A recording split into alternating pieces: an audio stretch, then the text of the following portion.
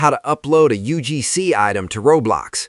Before you start, make sure you meet all the requirements. You need a verified ID on your account, an active Premium 1000 or Premium 2200 subscription, and your account must be in good standing.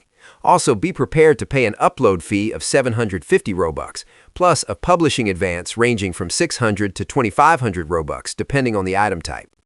First, create your item in a 3D modeling program like Blender.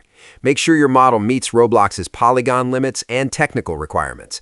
Accessories must use the plastic material. Once your model is ready, export it as an FBX or OBJ file. Now open Roblox Studio and start a new project. Go to the Avatar tab and click Import 3D.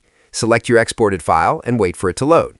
Once it is imported, open the Accessory Fitting tool from the Avatar tab. Check that your item fits correctly on different avatar body types and adjust the placement as needed.